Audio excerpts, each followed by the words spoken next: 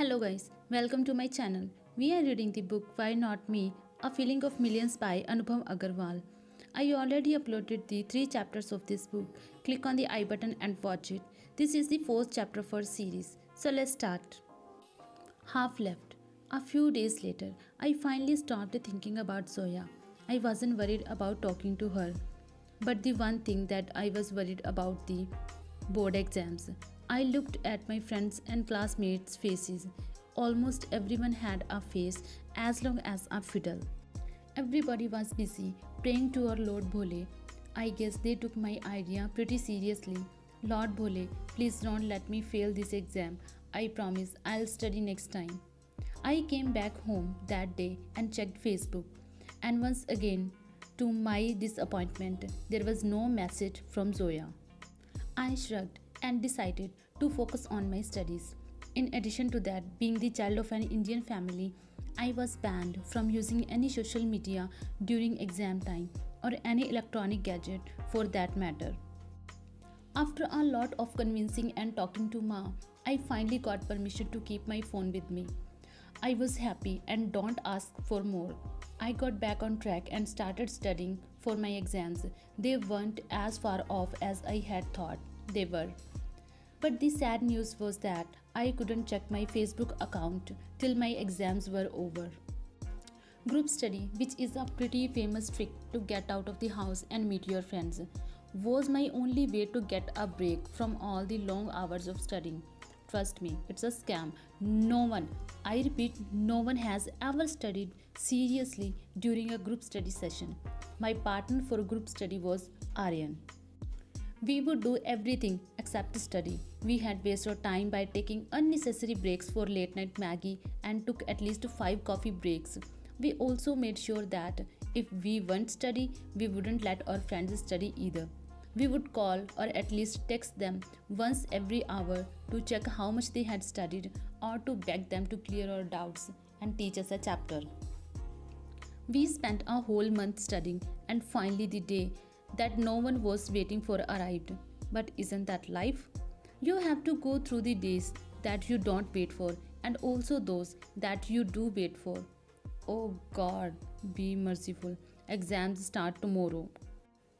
This time, I took the exams pretty seriously. I studied with all my heart until the last exam. Following the Indian tradition, every morning before leaving for the exam, Ma put a red tikka on my forehead and prayed till I came back home. And Dad, he was busy making me offers. He offered to get me whatever I wanted if I scored well.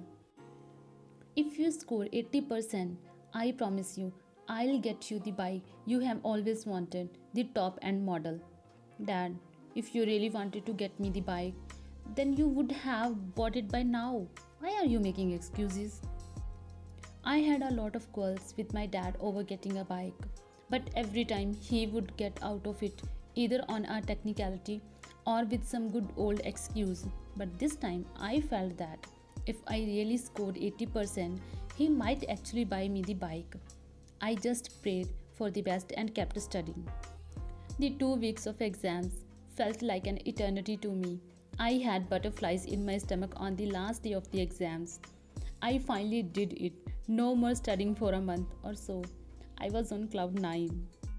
Now, all I was waiting for were the results. After that, I would pack my bags and shift from St. Paul's to DMA. Oh, how I had been waiting for this to happen.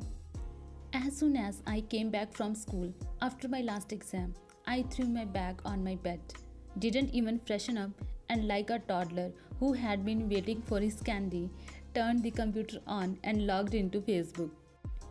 As soon as I opened the chats, I saw a flood of messages from my friends, but I scrolled past them to look for Zoya Khan, but I couldn't find her. Where had she disappeared? Did she unfriend me? Did she delete our conversation? Did I accidentally delete our conversation? No. And then suddenly something caught my eye. Facebook user. I opened the chat box and realized that this was the conversation I had with Zoya. The first thought that entered my mind was, did she block me? Why would she block me? Did I say something wrong? Oh my god, I shouldn't have disappeared like that for so long. I should have at least dropped her a text. Will she ever unblock me? I waited, checked every day to see if she had unblocked me, but all my hopes were a waste. She didn't unblock me. All I could see was Facebook user and a conversation left half finished. So, this is the fourth chapter of the book. I'll upload the next chapter soon. Hope you guys enjoyed the video. If you like, then let me know in the comment section below. Hit the like button and subscribe to my channel. I'll see you in the next video. Till then, goodbye.